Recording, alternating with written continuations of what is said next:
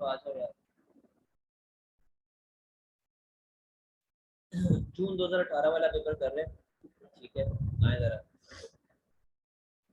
How is social cost calculated? Social cost बेटा सीधा सीधी सी बात है, आपने ओ लेवल एआई से पढ़ते हुए आ रहे हो। External cost plus external plus private cost, ठीक है, तो आपके पास सोशल कॉस्ट आ जाएगी। Which government policy is not aimed at correcting inefficiency in resource allocation?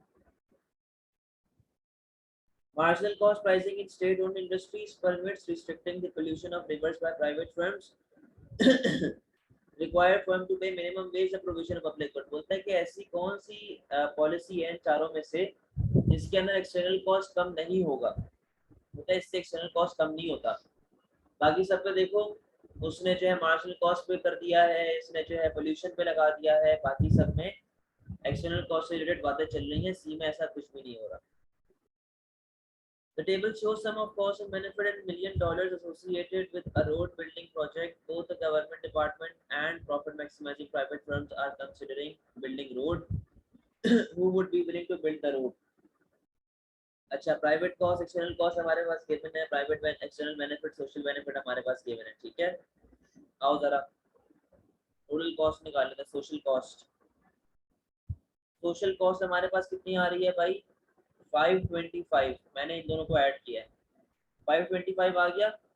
अब 525 में से मैं जब इसको माइनस करूंगा तो मेरे पास सोशल बेनिफिट कितने का आ गया? 525 का।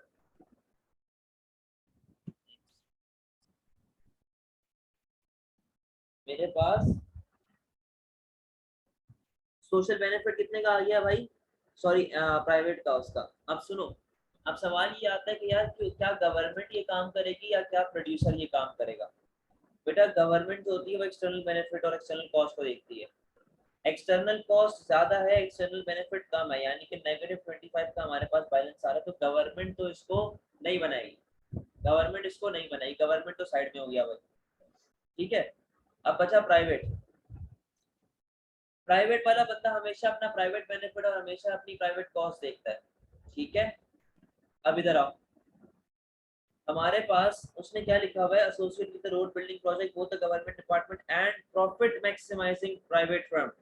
प्रॉफिट मैक्सिमाइजिंग कहाँ पे होती है? जहाँ पे हमारे पास MC is equals to MR होता है, सही है, या फिर MC is equals to average revenue, MC is equals to AR, ये वाली बात हमारे पास चल रही होती है, ठीक है।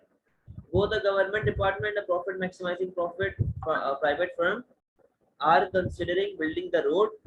Who would be willing to build the road? Both would be willing to build the road, ठीक है।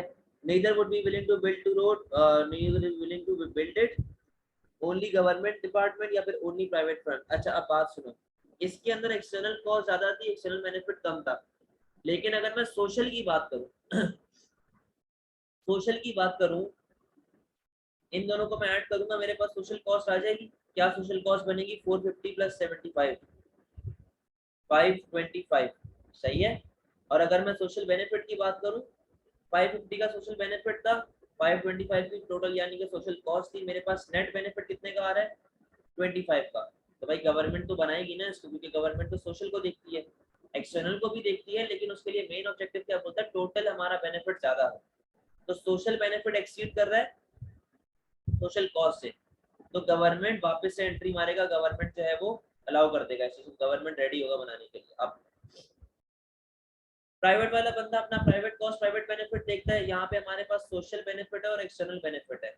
अगर मैं 550 में से 50 को माइनस करूंगा तो मेरे पास मेरा प्राइवेट बेनिफिट आ जाएगा, सही है।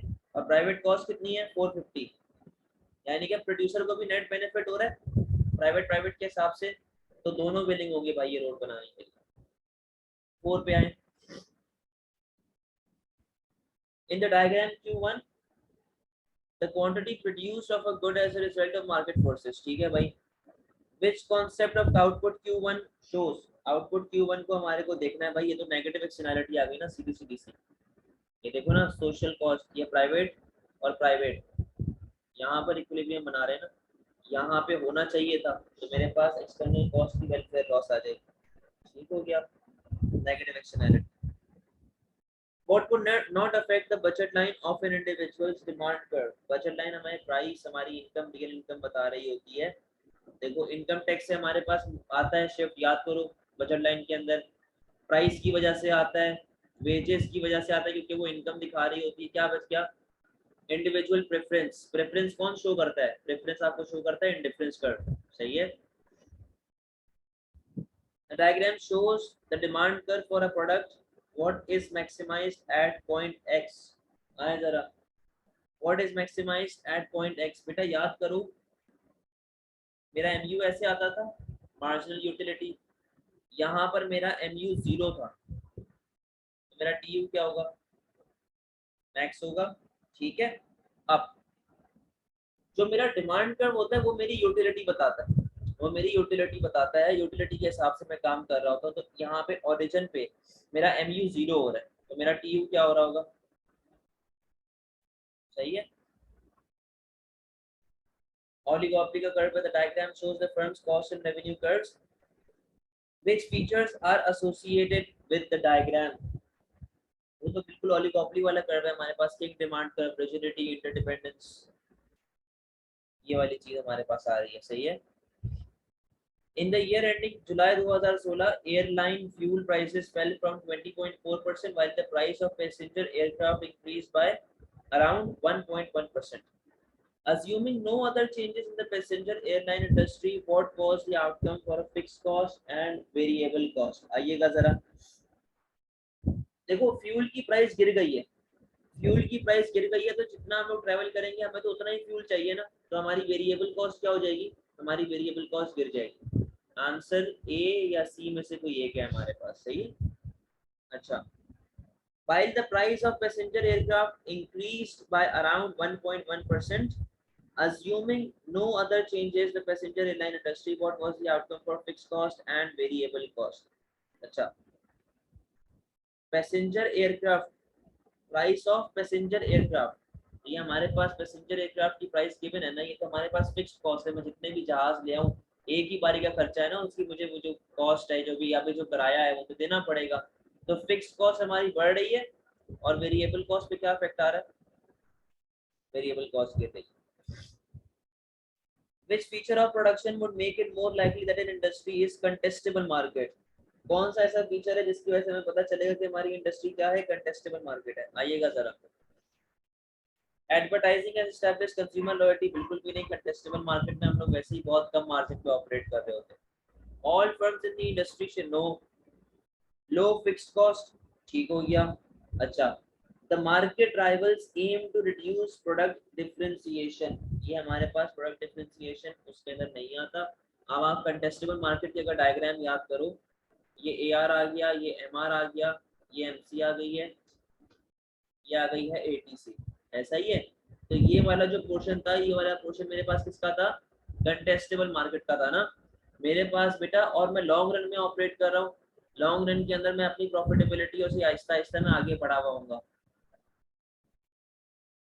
गेम थ्योरी के करीब करीब है। अच्छा, तो इसके अंदर हमारे पास क्या होता है? कंटेस्टेबल मार्केट में हमारी फिक्स्ड कॉस्ट कम होती है। आप याद करो, जिस तरह स्कूल की कैंटीन हो गई, या फिर हमारे पास कैफेटेरिया हो गया, हॉस्पिटल का कैफेटेरिया हो गया, बंदा अकेला होता है, यानी कि बंदा तो मोनोपोली होता है, लेकिन उसकी प्राइसेस कोई नॉर्मल होती है जो कि बाहर मिल रही होती है। वो इसलिए उसने नॉर्मल रखी हुई होती है क्योंकि फिक्स कॉस्ट कम होती है, रेंट कम होता है। अगर रेंट ज्यादा होता तो वो बीइंग अ मोनोपोली वो प्राइस बढ़ा देता, ठीक है। तो इसका आंसर हमारे पास कभी इसके अंदर आ जाएगा। What is an example of backward vertical integration? पीछे जाना, ओ लेवल बिजनेस का सवाल है ये। अ बेकरी बाइंग व्हीट फ्रॉम, ये आंसर है इसका 10 का। बैक वर्टिकल, बैकवर्ड वर्टिकल का मतलब है सेम इंडस्ट्री है लेकिन मैं पीछे की तरफ जा रहा हूँ, यानी कि बेकरी ने व्हीट वाले को खरीद लिया, गाड़ी वाले ने टायर वाले को खरीद लिया, मोबाइल फोन वाले ने जो मोबाइल फोन की स्क्रीन बनाता है उसको खरीद लिया। ये बैकवर्ड जा रहे हैं, पीछे आ रहे हैं, मर्ज करना या टेक ओवर करना। The diagram shows a firm in imperfect competition. It changed its name from profit maximizing to sales revenue maximizing. बेटा profit maximize अपने पास MC = MR पे होता है, sales revenue maximization हमारे पास आगे की तरफ होता है। Which type of profit was it making in each case? अच्छा भाई आ जाओ, देखो याद करो, सेल्स रेवेन्यू मैक्सिमाइजेशन, यहाँ पे MC is equals to, sorry,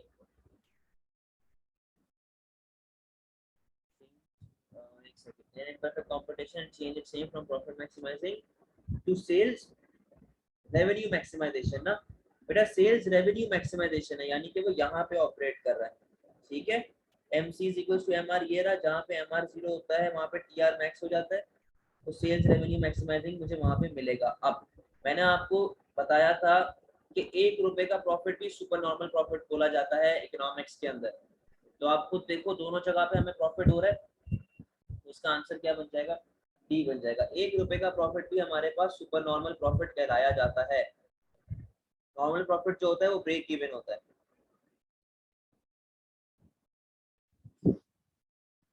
12 पे आए, an airline sells seat at $100 each 3 months before a flight.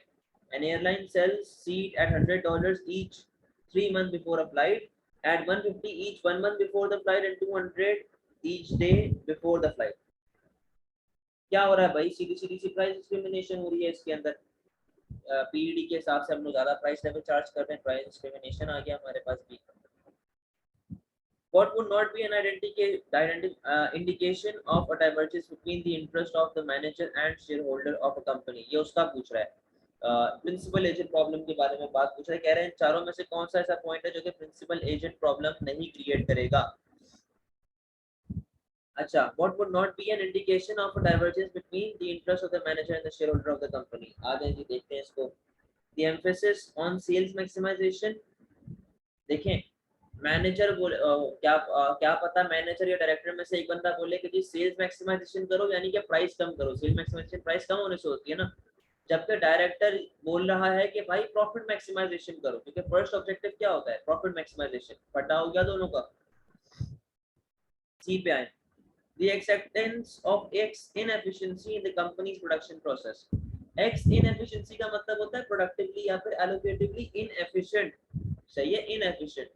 तो भाई X inefficiency पे क्यों ऑपरेट करेंगे, दोनों की लड़ाई हो जाएगी। एक बोले, अगर मैनेजर बोल रहा है फॉर एग्जांपल जी कर लेते हैं, डायरेक्टर मना कर देगा, बोलेगा मुझे तो प्रॉफिट बढ़ा के दो भाई, कॉस्ट के मिनिमम पे ऑपरेट करो।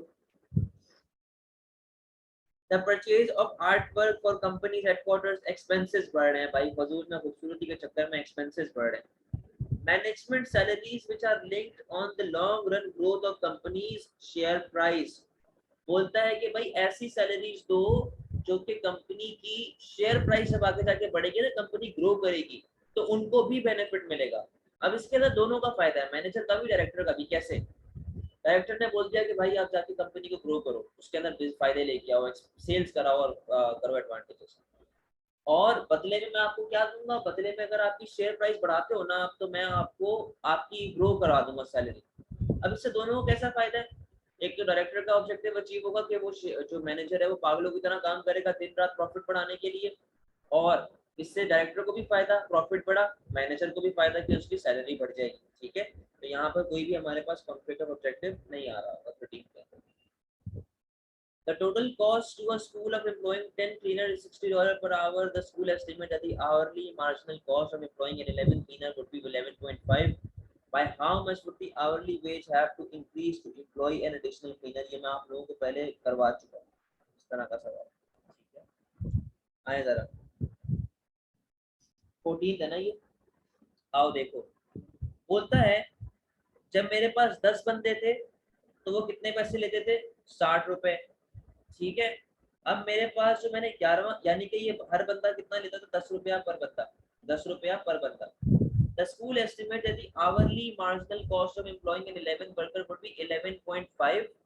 अब 11.5 जब मैं लेके आ रहा हूँ तो मुझे इसको 1.5 रुपया ज्यादा देना पड़ रहा है, इसको मुझे 1.5 रुपया ज्यादा देना पड़ रहा है। ठीक है, अब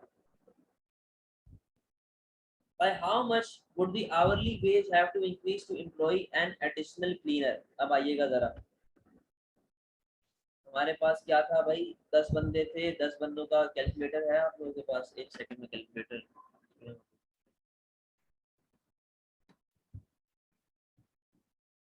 कैलकुलेटर खोल के रखें अपने पास, सही है। अच्छा,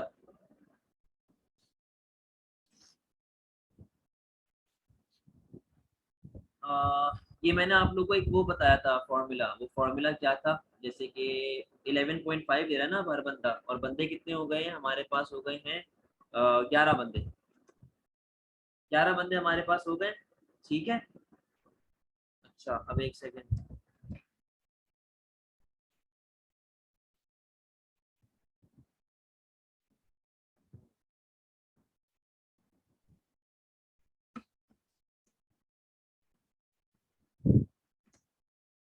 ये आ गया 26.5 डिवाइडेड बाई,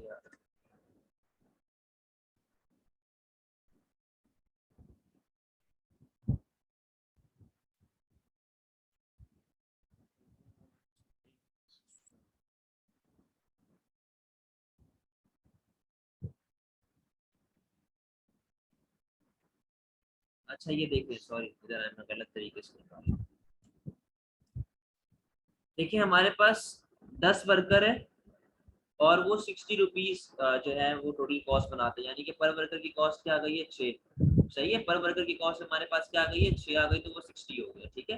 तो पर वर्कर की कॉस्ट आ गई है हमारे पास 6 की। अब सुने जरा, बोलता है कि जब मैं एक और वर्कर को लेके आऊंगा ना, एक और वर्कर को लेके आऊंगा, तो उससे मेरी एस्टिमेटेड कॉस्ट कितनी हो जाएगी, 11.5, 11.5 से बढ़ गई। अब आइएगा जरा, इसके अंदर हम लोग क्रॉस मल्टीप्लिकेशन करेंगे, यार मुझे याद नहीं आ रहा, एक सेकेंड।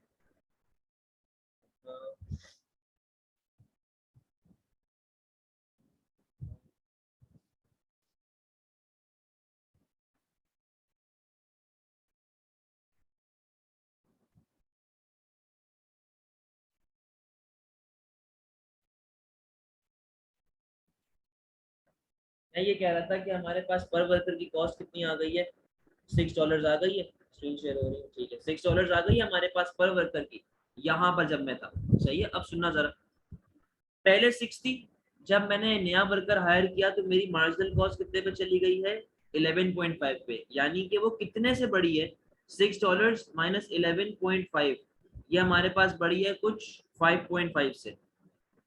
कितने से हमारी मार्जिनल कॉस्ट बढ़ गई है, 5.5 से हमारी मार्जिनल कॉस्ट बढ़ गई है, सही है। अब सुनना जरा, अब जब मैंने एक और बंदा हायर किया तो मेरे पास कितने बंदे हो गए हैं टोटल, मेरे पास हो गए हैं 11 बंदे। तो 5.5 को जब मैं 11 से डिवाइड करूंगा, तो पर बंदे की मार्जिनल कॉस्ट मेरे पास आ जाएगी।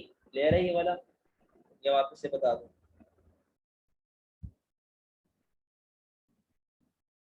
बताएं जल्दी से, क्लियर है क्लियर है क्लियर। आयजा आपको? नहीं, बैठा हूँ खाली, और कोई नहीं है।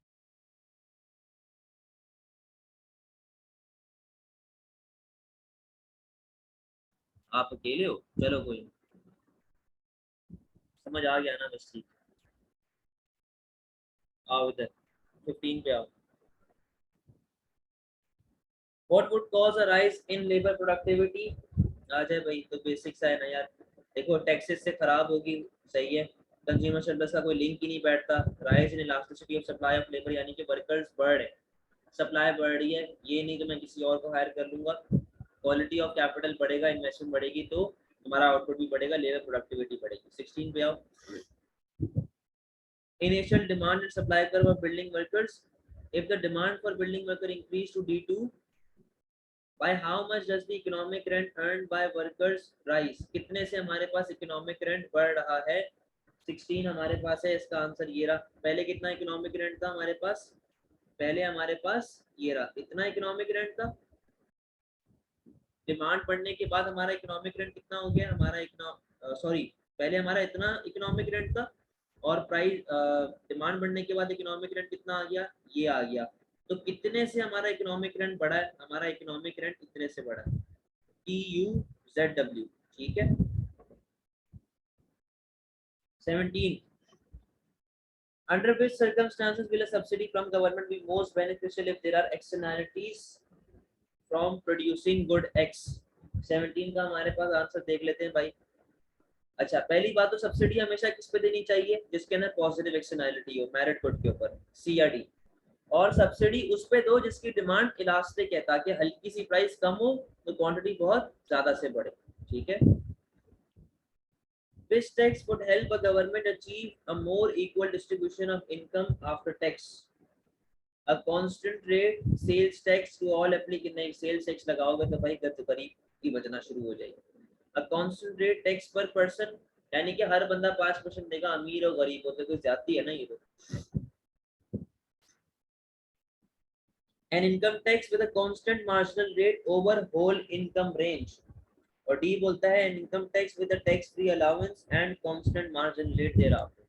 बेटा पूरी दुनिया में ना ये वाला फॉलो होता है कि आप अगर कम से कम फॉर एग्जांपल महीने साल का 10 लाख रुपए कमा रहे हो तो आप पे कोई टैक्स नहीं है. आपने अगर 10 लाख से 15 लाख के बीच में कमाया तो 5% टैक्स, 15 लाख से 20 लाख के बीच में कमाया तो 10% टैक्स, इस तरह चल रहा होगा. ठीक है, तो टैक्स फ्री अलाउंस भी देना चाहिए. अब गरीब बंदा है वो अगर महीने का एक साल का 1 लाख रुपया कमा रहा है तो वो बेचारा 1 लाख में भी टैक्स देगा, ज्यादती हो जाएगी ना उसके साथ. 19 पे आओ. A country has a population of 100 million, there are 5 million people unemployed and the country has the unemployment rate of 10%. What is the size of labor force? आए जरा. पॉपुलेशन 100 मिलियन की है, 5 मिलियन जो है वो अनएम्प्लॉयड है. ठीक है, अच्छा. As unemployment rate of 10%. 19 का आंसर देख लेते हैं भाई. What is the size of labour force? अब आइएगा जरा. 50 मिलियन. हाँ 50 मिलियन. बताओ कैसे. सिंपल मैथमेटिक्स है, हाँ बहुत सिंपल मैथमेटिक्स बताओ. भाई. 5 मिलियन 10% है ना, हाँ मल्टीप्लाई बाय 10 करते हैं 5 मिलियन को, हो गई 50 मिलियन टोटल लेबर फोर्स. ठीक है, 20 पे आओ. Which type of unemployment is correctly linked to the description of its cause? भाई ये आपके पास गिवन है, बोला इनमें से कौन सा वाला ठीक है. साइक्लिकल बोलता है चेंज इन डिमांड, नहीं ये हमारे पास सीजनल होता है. फ्रिक्शनल बोलता है लैक ऑफ सफिशिएंट इंफॉर्मेशन, हाँ करीब करीब है, ठीक है हो सकता है. स्ट्रक्चरल बोलता है टेम्पररी चेंज, टेम्पररी चेंज नहीं होता, लॉन्ग टर्म चेंज होता है. टेक्नोलॉजिकल बोलता है general decrease in demand for good, no machine आने की वजह से अनएम्प्लॉयमेंट बढ़ जाती है. इसका आंसर सीधा सीधा सा बी बन जाएगा, lack of sufficient information. Growth rates can be calculated using changes in the value of GDP from year to year. Why is real GDP per head considered to be a better indicator than nominal GDP per head for this calculation? आइएगा जरा. Real GDP adjust for price changes by using base year. ठीक बात है, बिल्कुल गलत नहीं कह रहा. आगे देख लेते हैं एक बार. Real GDP ignores the effect of fluctuations in exchange rate on purchasing power. भाई नहीं, वो तो पूरी इन्फ्लेशन वगैरह चेक करके चल रहा होता है ना. Real GDP includes changes in the size of population. बेटा उसने GDP पर हेड बोला है ना, तो साइज ऑफ पॉपुलेशन में कंसीडर करेगा वो. सही है. Real GDP measures GDP at factor cost rather than market prices. गलत बात लिखी हुई है, ये भी गलत लिखी हुई है, ये भी गलत लिखी हुई है. हमेशा GDP जो रियल वाला होता है वो इन्फ्लेशन के इफेक्ट को कंसीडर करके बनाया जाता है. What would not exist in a free market? Open economy. Free market open economy के अंदर हमारे पास याद करो क्या क्या चीजें नहीं होती थी, सिर्फ 2 चीजें होती थी. सी कंजम्पशन, इधर आओ. ऑटोनोमस इन्वेस्टमेंट होता था भाई, हमेशा से चलता हुआ आ रहा है. हाउस होल्ड सेविंग हमेशा से चलती हुई आ रही है भाई. इंपोर्टेड स्पेंडिंग हमेशा से चलती आ रही है, वही सी प्लस आई प्लस जी प्लस एक्स हमेशा चलती आ रही है भाई. इनडायरेक्ट टैक्सेस सब्सिडी का पार्ट है, ओ सॉरी सप्लाई साइड का पार्ट है, ये एग्रीगेट एक्सपेंडिचर का पार्ट नहीं है. सही है. The information in the table is taken from country's national income accounts. What is the value of national income? आइएगा जरा. हमारे पास वेजेस है, हमारे पास सैलरीज है, ठीक है. अच्छा, हमारे पास पेंशन है, हमारे पास रेंट है, ठीक है, हमारे पास इंटरेस्ट है, और हमारे पास अनएम्प्लॉयमेंट बेनिफिट है. आप सिर्फ वो चीज कंसिडर करोगे जो कि इंसान खुद कमाने की कर रहा है, जो इंसान खुद कमाने की कर रहा है, जो गवर्नमेंट उसे नहीं दे रहा. ये 2 चीजें गवर्नमेंट दे रही होती है. 15,000 ये हो गए, 5,000 ये हो गए, क्या आंसर हो जाएगा? 20,000. What is the part of Keynesian economic analysis? Keynesian economic analysis याद है, इसने लिक्विडिटी ट्रैप का कीड़ा निकाला था. तभी मैं आप लोगों को ये डिफरेंस बताता हूँ सिलेबस में. आगे आओ. What will definitely increase country's GNP, gross national product? आओ जरा. An increase in income taxes, इससे GNP हमारा गिरेगा. An increase in the marginal propensity to import, पैसा बाहर जा रहा है तो उससे भी GNP हमारा गिरेगा. An increase in the value of country's currency, price बढ़ेगी हमारी, एक्सपोर्ट्स गिरेंगी और इंपोर्ट्स बढ़ जाएंगी, इससे भी गिरेगा.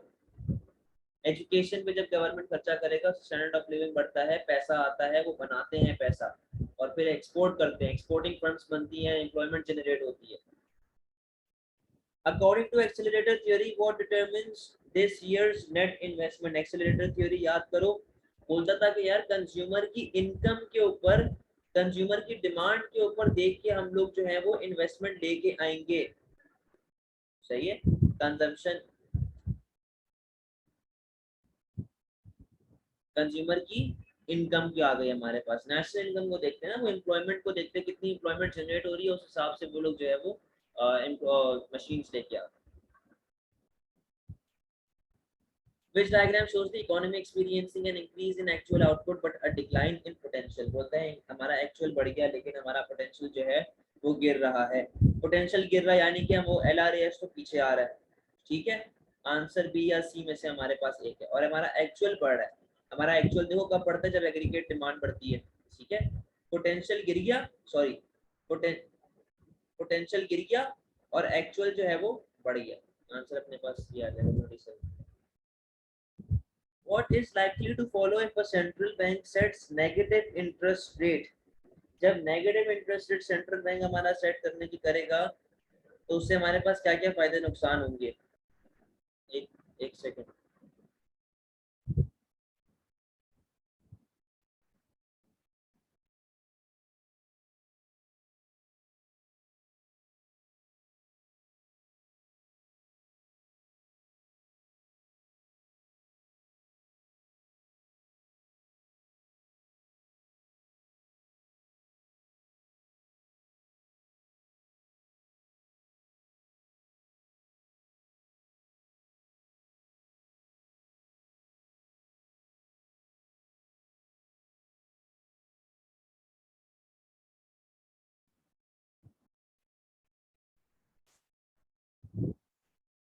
अच्छा, नेगेटिव इंटरेस्ट रेट की बात चल रही थी भाई.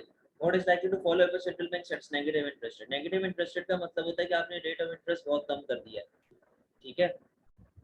रेट ऑफ इंटरेस्ट कम करोगे तो सेविंग कम हो जाएगी, कंजम्पशन बढ़ेगी, इन्वेस्टमेंट अपने पास क्या होगी, बढ़ेगी, जिससे एग्रीगेट एक्सपेंडिचर हमारा बढ़ेगा और प्राइस लेवल पे क्या इफेक्ट आएगा, प्राइस लेवल हमारा बढ़ना शुरू हो जाएगा, इन्फ्लेशन बढ़ेगी. ठीक है. आगे आओ, 29 के ऊपर आओ. The CPI fell by 3% in a year. Unemployment was regarded as unacceptably high. ठीक हो गया. Which combination of policy would the government be most likely to adopt in such circumstances? बोलता है CPI आपका गिरा यानी कि प्राइस लेवल गिरी है लेकिन आपके पास अनएम्प्लॉयमेंट बहुत ज्यादा बढ़ गई है. सही है. तो आपको यार जाहिर सी बात है एम्प्लॉयमेंट लेके आनी है ना, तो आपको कौन सी पॉलिसी लगानी पड़ेगी? Expansionary policy. एक्सपेंशनरी पॉलिसी के अंदर होता था टैक्सेस कम कर दो, गवर्नमेंट स्पेंडिंग बढ़ा दो, मनी सप्लाई बढ़ाओगे तो इंटरेस्ट रेट कम हो जाएगा, सप्लाई बढ़ाने की कोशिश करो. अब आइएगा जरा. An appreciation of the currency, भाई एप्रिसिएशन करोगे with increase in interest rate. दोनों ही कॉन्ट्रैक्शनरी पॉलिसीज हैं.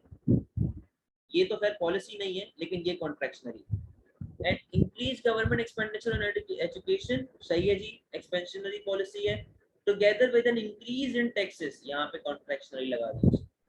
Increase indirect taxes, already price बढ़ा दी और सप्लाई कम हो जाएगी इससे, तो टुगेदर विद डेप्रिसिएशन, इससे फायदा होगा इससे नुकसान. रिड्यूस इनकम टैक्स, सही है, जिससे एग्रीगेट डिमांड बढ़ेगी. Together with a cut in rate of interest, जिससे इन्वेस्टमेंट बढ़ेगी, सेविंग कम होगी, कंजम्पशन बढ़ेगी. तो यहाँ पे हमारे पास एक्सपेंशनरी पॉलिसीज लग रही. ठीक है. Other things being equal, what is most likely to result from an increase in a country's interest rate? जब इंटरेस्ट रेट बढ़ेगा तो यार सीधी सी बात है हमारे मुल्क में इन्वेस्टमेंट आएगी ना, लोग सेव करने की करेंगे बैंक्स के अंदर, कैपिटल इन्फ्लो बोलते हैं जिसको. सही है जी. तो ये जून 2018 वाला पेपर था. कोई मसला तो नहीं है? नहीं जी, कोई मसला नहीं है. चले क्लास ऑफ करते. रिकॉर्डिंग रोके जरा. हाँ रिकॉर्डिंग.